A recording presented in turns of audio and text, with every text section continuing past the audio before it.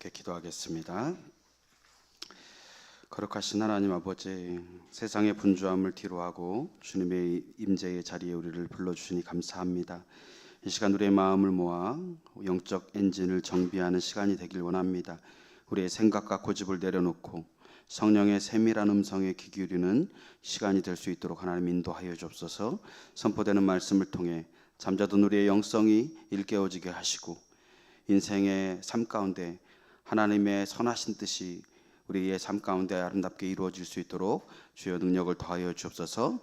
모든 것 감사드리었고 예수 그리스도의 이름으로 기도드렸습니다. 아멘.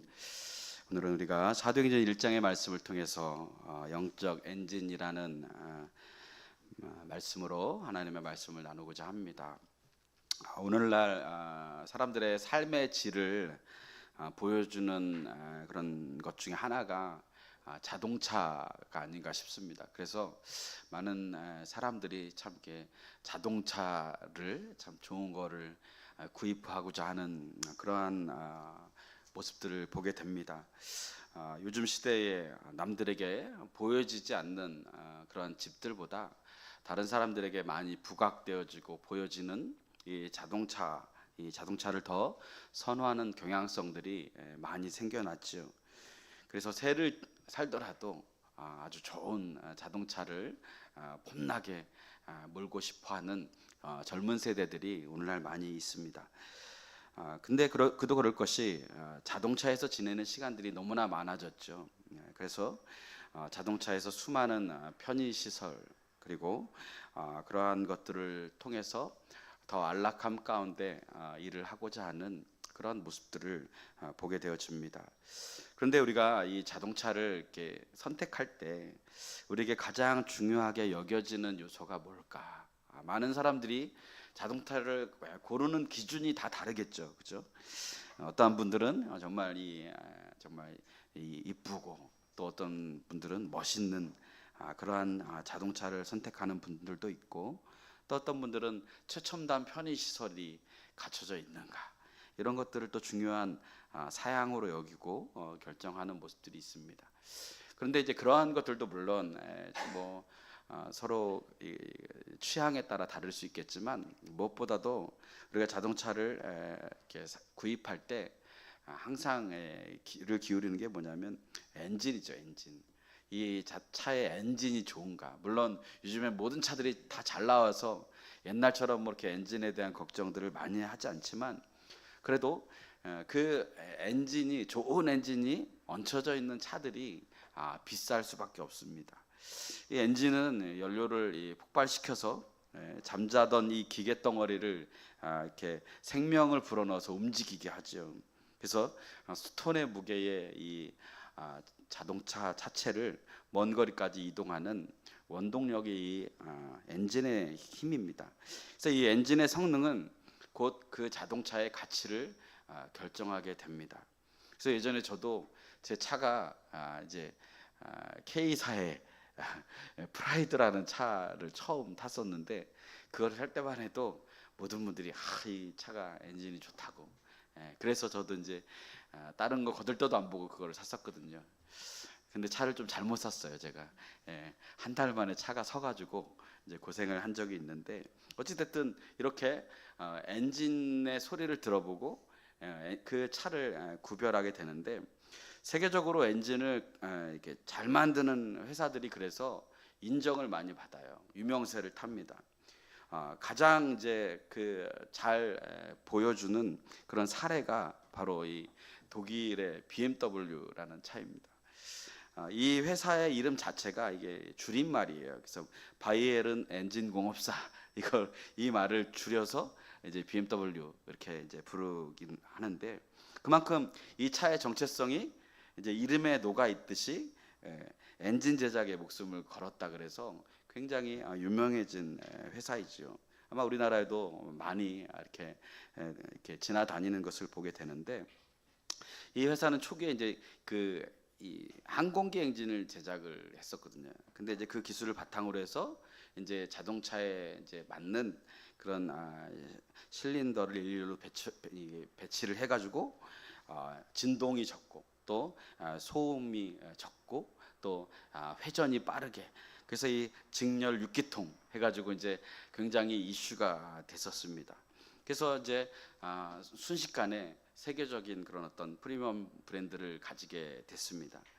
이 회사의 슬로건이 뭐냐면 운전의 즐거움입니다. 운전의 즐거움. 그래서 이 운전의 즐거움은 어디서 나오냐? 심장, 사람으로 얘기하면 심장과도 같은 엔진. 이 엔진이 튼튼하면 운전이 즐거워질 수밖에 없다. 굉장히 일리가 있죠. 사람의 심장이 튼튼해야 건강하죠. 그래서 의사들도 병원에 가면 가장 먼저 우리 이 청진기를 대고 우리의 이 심장 소리를 듣게 되어줍니다. 우리 인생도 마찬가지죠. 겉모습이 화려하고 많은 것을 갖추었더라도 우리 내면의 이 정체성의 엔진이 꺼져 있으면 인생을 바른 방향으로 살아갈 수가 없습니다. 고속도로에 한 발자국도 내딜 수 없는 겁니다. 신앙도 마찬가지죠. 신앙이 건강하려면 영적 엔진이 가동되어져야 합니다. 그런데 이 영적 엔진, 그 엔진을 좀처럼 우리가 잘 돌아보지 않습니다. 엔진 소리가 힘이 있고 규칙적이어야 하는 것처럼 영적 엔진도 힘이 있고 흔들림이 없어야 합니다.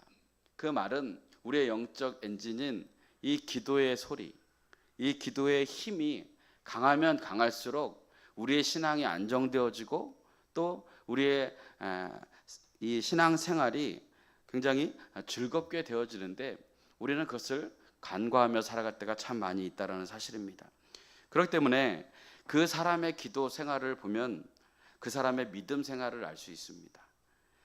겉만 신앙인인지 아니면 정말 하나님을 의지하고 하나님의 능력을 가지고 살아가는지 우리는 그 사람의 기도의 삶을 통해서 알 수 있는 것입니다. 믿음의 능력은 곧 기도의 능력이고 기도의 심장에 불을 붙이는 것과 같습니다. 오늘 본문은 예수님께서 승천하신 직후에 제자들이 예루살렘으로 돌아와서 성령을 기다리는 장면을 우리에게 보여주고 있습니다. 예수님은 하늘로 승천하시면서 제자들에게 한 가지를 요구하십니다. 그것이 뭔가요? 사도행전 1장 4절 말씀 우리 한번 보겠습니다. 시작. 사도와 함께 모이사 그들에게 분부하여 이르되 예루살렘을 떠나지 말고 내게서 들은 바 아버지께서 약속하신 것을 기다리라. 아버지께서 약속하신 것을 너희가 이곳에서 기다려라 라고 예수님이 명령하신 것입니다. 그런데 이 약속을 지킨다라는 것이요 쉽지 않습니다. 왜냐하면 예수님이 못 박히신 곳과 지금 이 마가의 다락방과의 거리는 불과 1km 내외입니다. 이 시기에 초대교회 역사에 가장 긴장감이 넘치는 이 중간 지대에 지금 제자들이 끼어 있는 거예요. 예수님은 승천하셔서 떠나가셨습니다. 세상은 여전히 예수를 믿는 사람들에게 적대적입니다. 그런데 아직도 약속된 성령은 오지 않은 상태입니다. 그러나 제자들은 그러한 두려움을 감수하고서 하나님 예수님께서 약속하신 그 약속을 기다리기로 결정합니다. 흩어지지 않습니다. 그들은 마가의 다락방에 모여 영적인 전열을 가다듬습니다. 이것은 단순히 시간을 때우기 위한 그런 기다림이 아니라 장차 임할 성령의 폭발적인 권능을 감당하기 위해서 영적인 엔진을 견고하게 정비하도록 하나님께서 말씀하셨다라는 사실입니다. 주님은 떠나셨고 성령은 아직 오지 않은 상태. 세상은 여전히 예수를 미워하고 예수 믿는 자들을 잡으려고 하는 그런 때이죠. 제자들은 어쩌면 이 자리를 떠나서 다른 곳 가서 성령을 기다리면 안 될까? 우리도 그런 마음이 있지 않겠습니까? 위험을 무릅쓰고 굳이 지금 턱 밑까지 와 있는 그 적들 앞에서 이렇게 불안한 마음으로 있는 것보다 하나님은 어디나 계신데 그냥 우리가 살던 동네에 가서 좀 기다리면 안 될까? 그곳에서 기도하면 되는 거 아니야? 그곳에서 예배하면 되는 거 아니야? 라고 이야기할 수 있습니다. 그런데 그들은 그러한 상황 속에서도 당황하지 않고 오히려 가장 본질적인 예수님의 말씀에 순종하기를 결단했다라는 것입니다. 그래서 오늘은 우리가 두 가지의 내용을 통해서 우리가 하나님 앞에 이 영적 엔진을 점검하고 새롭게 하는 방법이 무엇인가? 그것을 통해서 우리에게 주어진 믿음의 사명을 우리가 또 기쁨으로 감당하며 나아가는 저와 여러분들이 되어지길 소망합니다. 첫째로 전심으로 기도하고 하나 되는 믿음이었다라는 사실입니다. 예수님이 승천하신 감람산에서 예루살렘으로 돌아온 제자들은 곧장 이 마가의 다락방으로 향했습니다. 이곳은 단순한 그런 은신처가 아니라 기도의 처소였습니다. 기도의 자리에 모인 사람들은 크게 세 부류였습니다. 사도들, 또 여인들, 예수님의 형제들, 가족들이었습니다. 이들의 목적은 단 한 가지였습니다. 그것은 함께 모여 기도하는 것이었습니다. 하나님이 우리에게 원하시는 것이 무엇일까? 그것을 우리에게 묻는다면, 하나님이 이 자리에 우리를 왜 모으셨을까? 그것을 우리가 묻는다면 그것은 한 마음으로 기도하는 것인 줄로 믿습니다. 이들의 기도는 그럼 어떤 기도였냐라는 거죠. 그들이 모여서 하고자 하는 기도가 뭐였냐라는 것이죠. 여러분, 이 자리에 우리가 나와서 하나님 앞에 기도해야 되는 게 뭘까요? 여러분은 어떤 기도의 제목을 가지고 이 자리에 나오셨습니까? 그리고 이 자리에 오셔서 어떤 기도를 먼저 드리셨습니까? 하나님을 향한 전심으로 올려드리는 기도가 이들의 기도였을 것입니다.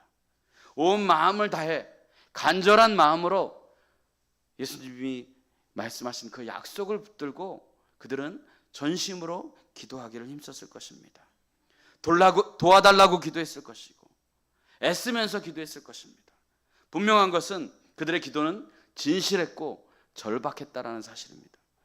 제가 목회할수록 기도하는 것은 어떻게 하나님 앞에 더 진실한 모습으로 목회를 할 수 있을까? 어떻게 하나님 앞에 더욱더 정직한 마음으로 기도할 수 있을까? 그것을 늘 하나님 앞에 간구합니다. 처음 나를 만나 주셨던 그 하나님 앞에 기도했던 것처럼 두렵고 떨리는 마음으로, 이런 믿음으로 과연 하나님 앞에 구원은 받을 수 있는 것일까? 이러한 믿음으로 과연 내가 하나님의 사명을 감당할 수 있을까? 어떻게 은혜의 감격이 회복되어질 수 있을까? 그 마음이 늘 제 안에 있는 것입니다. 하나님 앞에 교회를 세워가며 또 이 교회를 통해서 하나님이 우리 성도들이 하나님 앞에 온전한 사명을 감당하기 위해서 목회자로서 어떻게 더욱더 진실한 마음으로 여러분들에게 하나님의 말씀을 증거하고 또 그 성령의 은혜를 따라 살아갈 수 있도록 도울 수 있을까? 그것을 늘 고민하게 됩니다. 그런데 오늘 이들의 기도는 그런 진실한 기도일 뿐만 아니라 위로부터 능력을 갈망하는 기도였다는 사실이에요. 우리 4절 말씀을 다시 한번 읽어보겠습니다. 시작. 사도와 함께 모이사 그들에게 분부하여 이르시되 예루살렘을 떠나지 말고 내게서 들은 바 아버지께서 약속하신 것을 기다리라. 여기서 약속하신 것이 뭘까요? 성령입니다. 성령. 성령을 선물로 주시겠다라고 예수님께서 말씀하시고 승천하셨습니다. 근데 그 성령의 선물을 누가 받을 수 있습니까? 예수님의 말씀대로 이곳에 모여서 기도하기를 힘쓰는 자에게 성령이 임했다라는 사실입니다. 여러분, 우리가 성령을 늘 갈망합니다. 성령 충만하게 해달라고 합니다. 그런데 기도의 자리에서 보이지 않습니다. 그러면 어떻게 성령의 충만함을 받을 수 있겠습니까? 우리 누가복음 24장 49절 말씀을 한번 읽어보겠습니다. 시작. 볼지어다 내가 내 아버지께서 약속하신 것을 너에게 보내리니 너희는 위로부터 능력으로 입혀질 때까지 이 성에 머물라 하시니라. 언제까지 이 성에 머물라고요? 위로부터 능력으로 입혀질 때까지, 성령이 임할 때까지, 성령의 충만함을 주실 때까지 이곳에 머물러 기도하라 라고 하는 것입니다. 여러분, 우리가 예배를 그냥 종교의식으로 드리는 게 아닙니다. 우리의 모든 예배는 성령의 위로부터 우리에게 능력으로 입혀질 때까지 우리가 하나님 앞에 기대하는 마음으로 정직하고 진실하게 열정을 다해 예배해야 될 줄로 믿습니다. 위로부터 능력이 입혀질 때까지 머물러 있으라고 말씀하세요. 이런 약속의 말씀을 붙들고 마가의 다락방에서 기도했다라는 거예요. 그러므로 이들의 기도는 나의 필요나 나의 어떤 성공을 위한 기도가 아니었을 것입니다. 이때의 기도는 약속하신 위로부터 내려오는 능력, 성령님이 나를 사로잡아 주시옵소서, 성령님 나를 회복시켜 주시옵소서, 성령님 지금 두렵고 떨리는 이 상황 속에서, 로마의 압제 속에서 예수 그리스도의 정체성이 흔들리지 않도록 하나님 나에게 성령을 부어 주시옵소서. 아마 다 이렇게 기도했을 것입니다. 왜요? 성령이 임해야만 이 모든 것들이 가능하기 때문에 그렇습니다. 내 힘으로는 불가능하니까 위로부터 오시는 성령님 나를 사로잡아 주십시오. 여러분, 우리는 믿음이 그렇게 크지 않습니다. 우리는 그렇게 담대하지도 않습니다. 그런데 그 힘을 누가 주세요? 성령이 주시는 겁니다. 그래서 우리는 성령의 능력이 아니고서는 담대할 수 없습니다. 이 기도가 기도의 자리에서 부어졌을 때 그들은 하나님 앞에 다시 태어났습니다. 새로운 시각으로 인생을 바라보게 됐습니다. 그리고 더 이상 뒤로 물러서는 인생이 아닌 복음을 위해서 앞으로 나아가는, 그래서 정말 엔진 소리가 요동치면서 정말 경쾌하게 앞으로 추진력 있게 나아가는 자동차처럼 우리의 인생을 이 성령의 능력이라는 그 엔진을 통해서 우리가 날마다 승리하며 살아가게 하시는 그 하나님을 경험하게 될 줄로 믿습니다. 이들의 기도는요, 형식적인 기도가 아니었고요, 논리적인 기도도 아니었습니다. 그렇다고 그들이 신앙생활을 오래 해서 얻어진 믿음으로 기도하는 것도 아니었습니다. 그들의 기도는 온 마음을 다해 드리는 진실된 기도였고, 그 진실한 기도, 그 한 가지의 목적을 가지고 하나님의 약속하신 그 성령을 구하며 나아갈 때 그 공간이 뒤흔들리는 놀라운 성령의 능력이 임하였던 것입니다. 그렇다면 오늘 하나님께서 우리 교회 가운데 회복하기를 원하시는 기도는 무엇일까요? 아마도 이들이 경험했던 이 마가의 다락방에서 울려 퍼진 기도가 이 시간 우리의 기도가 되기를 하나님이 원하시는 줄로 믿습니다. 우리 14절 말씀 한번 읽겠습니다. 시작. 여자들과 예수의 어머니 마리아와 예수의 아우들과 더불어 마음을 같이하여 오로지 기도에 힘쓰더라. 이들이 약속을 붙들고 했던 단 한 가지가 뭐예요? 마음을 같이하여 기도했다라는 거예요. 오로지 기도했다라는 겁니다. 여기서 마음을 같이 했다라는 말은 호모디마돈이라는 말을 써요. 이것은 마치 서로 다른 악기가 지휘자의 지휘를 따라서 마음을 같이 하고 목적을 같이 하고 하나 되어서 한 음악을 만들어내는 그런 조화로운 그런 기도를 의미합니다. 같은 마음, 같은 열정이라는 뜻이에요. 그러니까 마음을 같이 했다라는 것은 같은 마음, 같은 열정으로 성령을 구하는 하나됨의 기도를 올려드렸다는 겁니다. 사도행전에서 마음을 같이 한다라는 말이요, 무려 10번이 나옵니다. 사도행전의 저자가 누구인가요? 누구예요? 누가죠, 누가. 누가가 바라본 이 교회의 폭발적인 부흥, 그 부흥은 바로 기도로 하나 되는 것이었다는 거예요. 이것은 마치 쏟아지는 햇빛을 모아서 돋보기를 통해 종이를 태우는 그런 것과 같은 하나됨의 힘입니다. 여러분, 가장 좋은 엔진이 뭐예요? 모든 힘을 다 모아서 기름 한 방울도 낭비하지 않고 최고의 힘을 발휘하는 엔진이 좋은 엔진이죠. 성도들의 한 사람 한 사람의 기도가 성령이라는 돋보기를 통해서 하나로 모여질 때 그곳에 하나님의 놀라운 폭발적인 능력과 은혜가 임하여지는 줄로 믿습니다. 그래서 우리가 함께 모여 기도해야 하는 것입니다. 여러분, 성도들이 가장 많이 하는 거짓말이 뭔지 아세요? 뭘 것 같아요? 여러분들도 늘 하시잖아요. 기도하겠습니다. 제가 평생 전화하면요, 저한테 기도해 주겠다는 사람 진짜 많습니다. 근데 그 다음에 가서 물어봐요. 그러면 제가 뭐 기도 부탁했는지 몰라요. 여러분들도 아마 이거 습관적으로 많이 할 겁니다. 예. 당신을 위해 기도하겠습니다. 여러분, 근데 우리가 집에서 뭐 기도해봐야 얼마나 많은 기도를 하겠습니까? 그죠? 그래서 옆 사람과 우리 인사합시다. 나와서 기도 좀 합시다.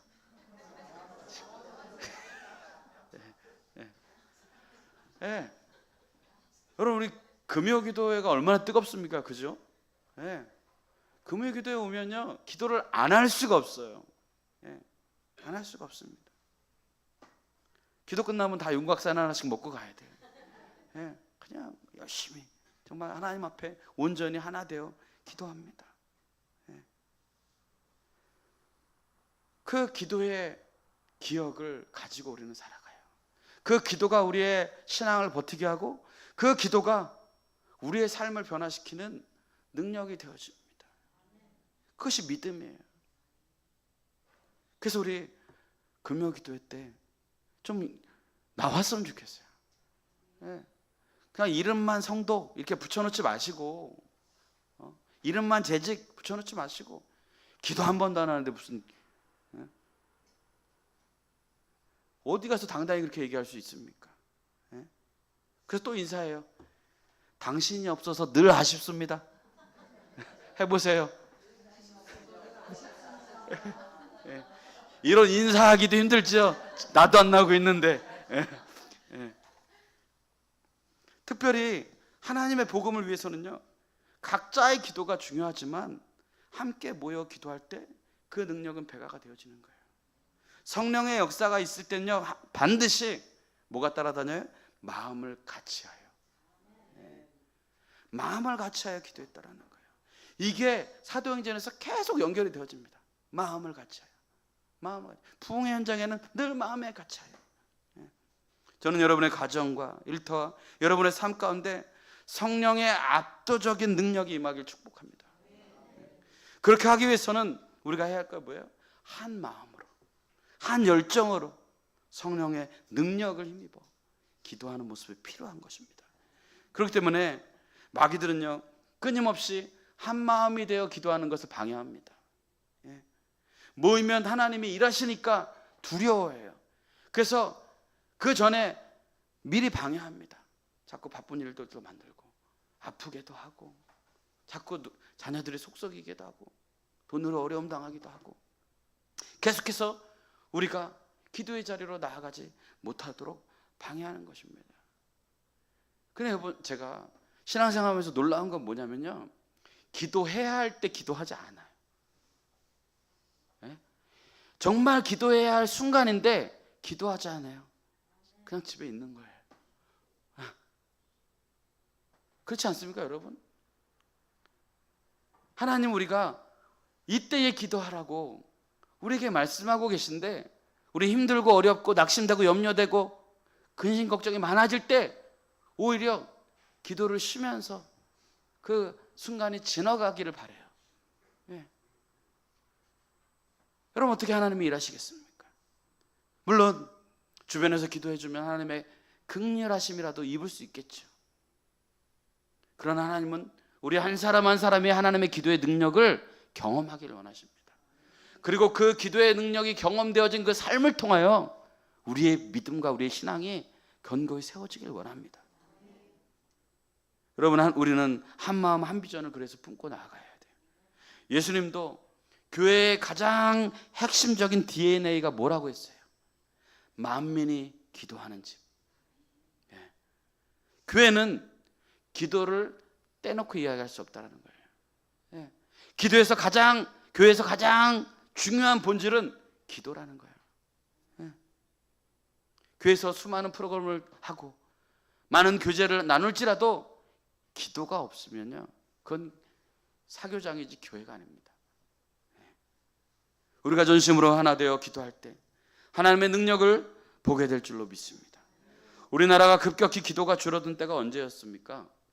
코로나 이후입니다. 그죠? 그때 모이기를 패하는 문화가 성행하기 시작했어요. 과도한 안전에 집착하기 시작했습니다. 그런데 그러한 집착이 코로나가 끝나고도 계속해서 한국교회에 이어지고 있다는 거예요. 모이기를 거부합니다. 집에서 코로나 때처럼 핸드폰으로 그냥 예배 드리면 되지. 편하게 소파에 누워서 그냥 예배를 관람하는 습관들이 생겼습니다. 기도할 기회를 갖지 않아요. 기도가 사라졌어요. 코로나 이후에 금요 기도회가 30%가 사라졌습니다. 그렇다 보니 기도의 영성이 식어지고 마음이 갈라지기 시작했습니다. 성도의 신앙이 식어져 버렸습니다. 더 이상 기도의 엔진이 가동하지 않으니까 여러분, 기계를 계속 멈춰 세워놓으면요, 기계가 깨끗하게 있는 게 아니라 기계가 사가버립니다. 그 기계를 돌리려면 더 많은 에너지와 노력을 해야 됩니다. 우리의 기도 엔진도 마찬가지입니다. 신앙생활 열심히 하다가 한번 쓰면 그거 다시 끌어올리는 게 쉽지 않습니다, 여러분. 그래서 기도는 꾸준히 해야 되는 것이고 계속 해야 되는 것입니다. 기도하지 않으니까 영적인 삶을 잃어버리고 육의 것을 따라 살아가게 됩니다. 무엇을 먹을까, 무엇을 입을까 집착하고 살아갑니다. 사람들이 어떻게 생각할까, 사람들에게 인정받는 것을 추구하며 살아갑니다.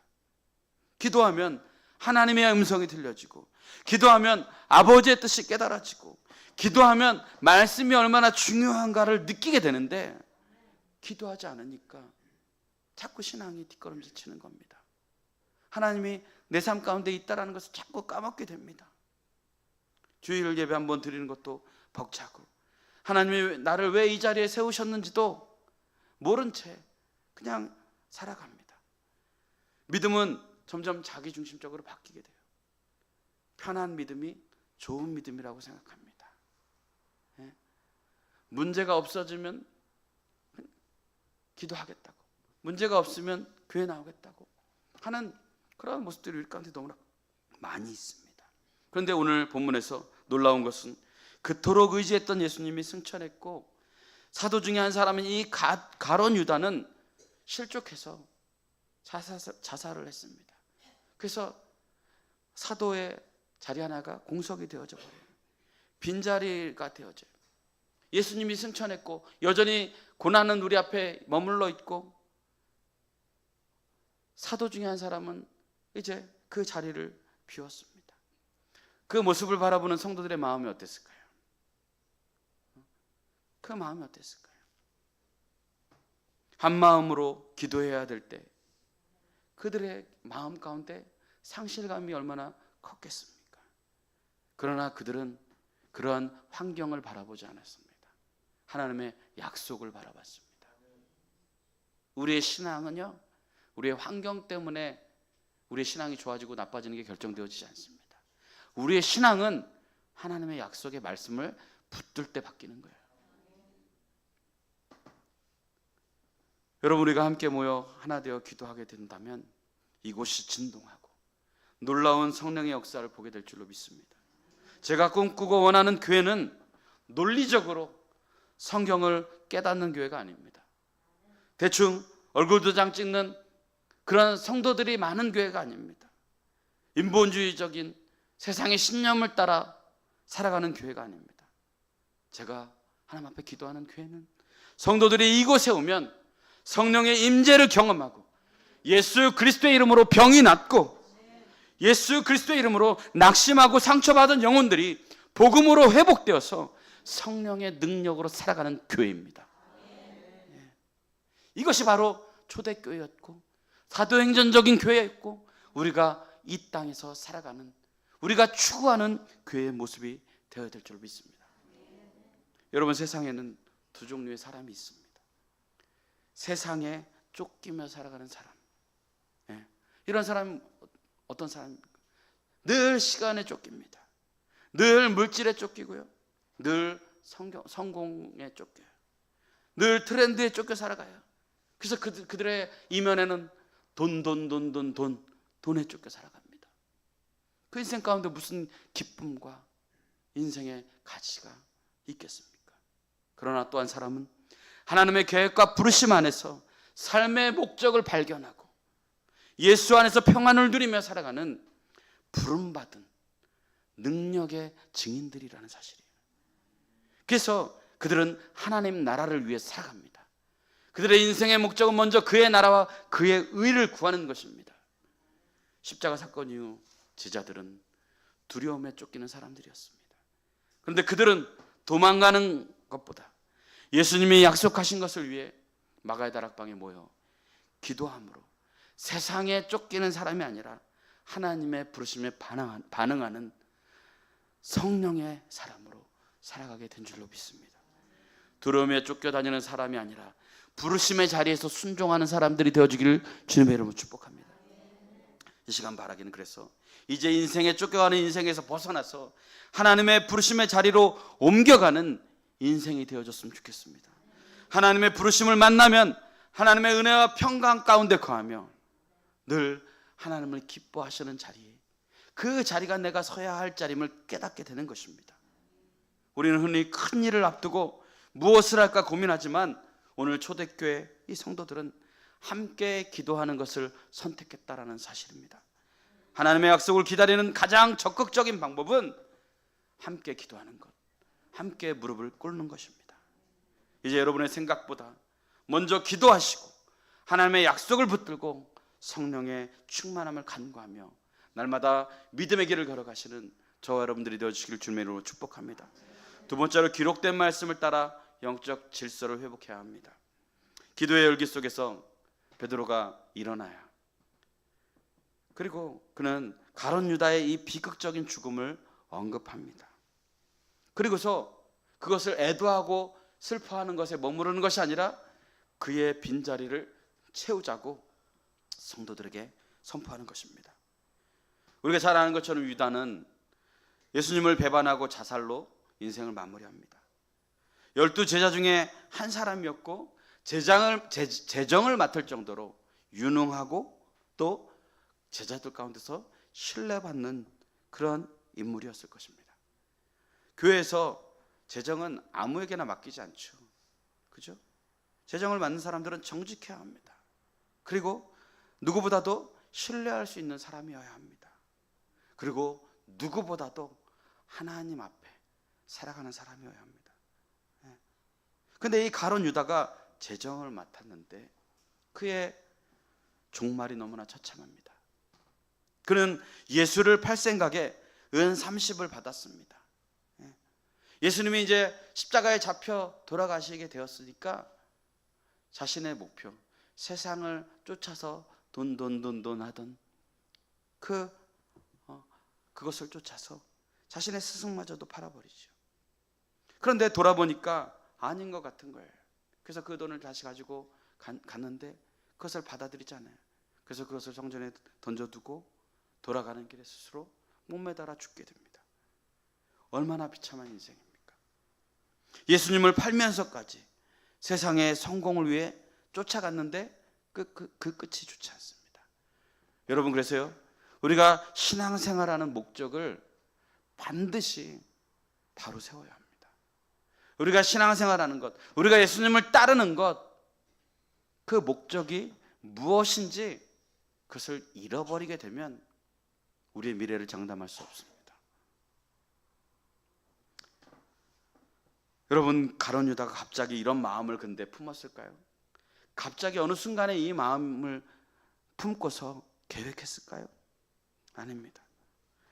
이런 비극적인 인생이 된 이유는 가룟 유다 안에 반복적인 죄의 모습이 있었기 때문에 그렇습니다. 가룟 유다가 이렇게 행동하기까지는 과정이 있었다라는 것입니다. 유다는 예수님의 총애를 받으면서 제도형을 맡았지만 그는 정기적으로 돈에 손을 댔습니다. 마리아가 향유를 예수님께 부을 때 유다의 실체를 너무나도 명확하게 성경은 이야기합니다. 우리 요한복음 12장 6절 말씀 한번 보겠습니다. 시작. 이렇게 말하면 가난한 자들을 생각함이 아니요 그는 도둑이라 돈꾀를 맞고 거기 넣는 것을 훔쳐가미르라. 예수님의 제자인데 그는 실체가 도둑이래요. 왜요? 자기에게 맡겨진 그 돈을 수시로 손을 대는 거예요. 수시로 손을 대는 거예요. 유다는 한 번의 실수가 아니라 지속적으로 반복적으로 죄를 지었습니다. 자기 마음대로 재정을 손을 댔습니다. 여러분, 오늘 말씀을 통해 우리가 결단하길 원합니다. 여러분 안에 반복적으로 죄 짓는 것이 있다면 회개하시길 축복합니다. 회개할 게 없어요? 유다는 반복적인 죄 가운데 빠져 있었어요. 이런 그의 마음에 요한복음 13장에서는 마귀가 가룟 유다의 마음에 예수를 배반할 생각을 집어넣었다라고 말씀해요. 근데 다른 성경에는 사탄이 그 반복적인 죄를 짓고 살아가는 그에게 들어갔다라고 더 강력히 이야기합니다. 이게 반복적인 죄의 결과입니다. 마귀가 내 마음의 심령을 통제할 수 있도록 마귀가 좋아하는 죄를 지으면서 합법적으로 그 마음을 열어놓는 것입니다. 그래서 마귀가 아무 때나 들락날락하면서 그 마음을 조종하는 것이죠. 반복적으로 미워하고 반복적으로 음란하고 반복적으로 자신의 욕심을 따라 살고 마귀는 그 마음을 이용하고 그 속으로 들어가는 것입니다. 그래서 죄는 절대로 끌어안고 살아서는 안 됩니다. 죄는 하나님 앞에 나올 때마다 하나님 앞에 다 참여하는 마음으로 내어놓고 십자가에 못 박고 용서를 구해야 합니다. 특별히 반복적인 죄는 반드시 처리하셔야 합니다. 오늘 예배할 때 여러분의 죄들이 예수 그리스도의 이름으로 끊어지기를 축복합니다. 모든 중독이 끊어지고 모든 죄의 사슬이 끊어지기를 축복합니다. 그래서 예배가 중요한 것이에요. 그래서 예배 가운데 성령의 임재가 있고 성령의 기름 부심이 있으면 우리의 죄가 드러나고 하나님 앞에 구원받을 기회가 우리에게 주어지는 것입니다. 회개하게 되고 죄에서 자유케 되어지는 것이에요. 그래서 예배가 회복되어져야 합니다. 예배에 성공해야 우리의 인생이 성공되어지는 줄로 믿습니다. 베드로는 예수님의 승천과 사도의 빈자리를 채우기로 결정합니다. 그리고 그 120문도 앞에서 사도의 이 빈자리를 채우자고 선포합니다. 시편의 말씀을 인용해서 그가 이야기하는데요, 우리 사도행전 1장 20절 함께 보겠습니다. 시작. 시편에 기록하였을 때 그의 거처를 황폐하게 하시며 거기 거하는 자가 없게 하소서 하였고 또 일렀을 때 그의 직분을 타인이 취하게 하소서 하였도다. 베드로의 통찰이 너무나 놀랍습니다. 그는 가룟 유다의 배신을 인간적인 배신감으로 해석하지 않습니다. 그는 그것을 성경의 성취로 바라보았습니다. 위기 순간에 우리는 감정에 휩쓸릴 때가 많습니다. 그런데 이 사도 베드로는 기록된 말씀으로 모든 것을 해석하기 시작했다는 것입니다. 우리에게 성령이 임하여질 때 우리는 더 이상 인간적인 감정이나 세상적인 신념, 그것으로 우리의 인생과 우리의 상황을 해석하는 것이 아니라 하나님의 말씀으로 해석하게 되어진다는 사실입니다. 그래서 우리가 날마다 하나님의 말씀을 묵상하는 것입니다. 그 말씀이 묵상되어질 때 우리는 날마다 우리의 삶 속에서 이제 더 이상 내 생각, 세상의 신념으로 해석하던 습관들을 내려놓고 하나님의 말씀이 이것을 어떻게 바라보는가를 깨닫게 되어진다는 사실이에요. 그래서 말씀을 붙잡아야 합니다. 그래야 말씀을 붙잡아야 세상에 휩쓸리지 않습니다. 이것이 영적 지도력의 핵심이에요. 이것이 영적 엔진을 장착한 우리의 믿음입니다. 유다의 빈자리는 단순히 숫자를 채우는 문제가 아니라 무너진 영적 질서를 회복하는 놀라운 은혜가 임했다는 사실입니다. 우리의 인생에 왜 고난이 없겠습니까? 그리고 우리는 그런 시간을 앞으로 더 많이 보낼 수도 있습니다. 그런데 그 위기를 극복할 수 있는 것은 내 의지도, 내가 가지고 있는 소유도, 내 노력도, 세상의 풍요도 아닙니다. 바로 기록된 하나님의 말씀을 의지하는 것인 줄로 믿습니다. 우리는 성경 한 권의 사람이 되어야 합니다. 그래야 영적 질서가 회복되고 주님의 능력을 따라 우리에게 주어진 사명을 감당할 수 있습니다. 새로운 사도를 세우는 기준은 명확합니다. 요한의 세례부터 예수의 승천까지 우리와 늘 함께 다니던 사람, 예수님과 늘 동행하기를 힘쓰는 사람, 사도의 조건입니다. 즉 예수의 부활을 직접 목격하고 증언할 수 있는 신실한 사람이 기준이 되었습니다. 그들은 요셉이라는 바사바와 마띠아 두 후보를 세워서 기도합니다. 마음을 다해서 기도합니다. 하나님, 어떤 사람을 세우기를 원하십니까? 그때 무사람의 마음을 아시는 주여, 이 두 사람 중에 누가 주님께 택하신 바 되었습니까? 그들이 묻습니다. 그리고 제비를 뽑아 마띠아를 선택하게 됩니다. 이것은 운에 맡기는 것이 아닙니다. 최종적인 결정권을 하나님께 의지하는 결단을 보여주는 것입니다.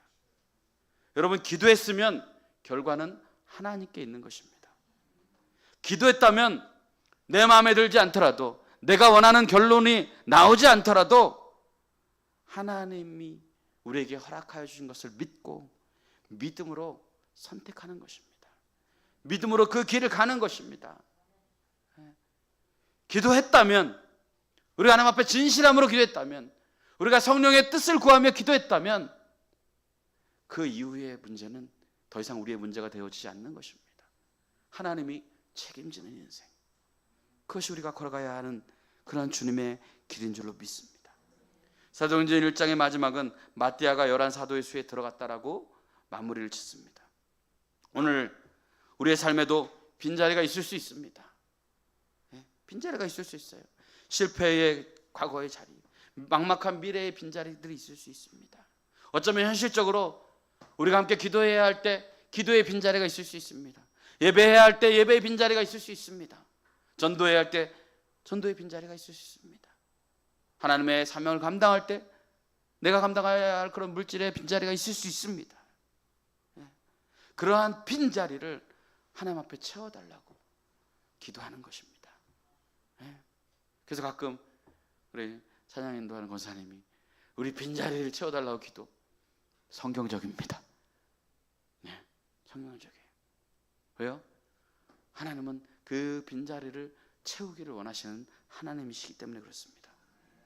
인생의 진정한 가치는 외형이 아닌 내면의 영적 엔진인 기도와 말씀에 달려 있습니다.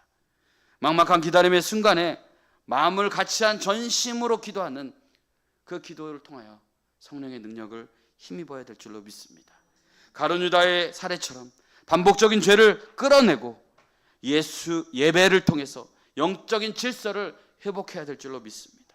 순간마다 감정이 아니라 기록된 말씀을 의지하여 믿음으로 선포하시고 담대히 하나님께 기도했다면 그 길을 믿음으로 행하는 저와 여러분들이 되어질 때 하나님의 놀라운 축복과 성령의 능력이 우리 삶 가운데 아름답게 열매 맺게 될 줄로 믿습니다.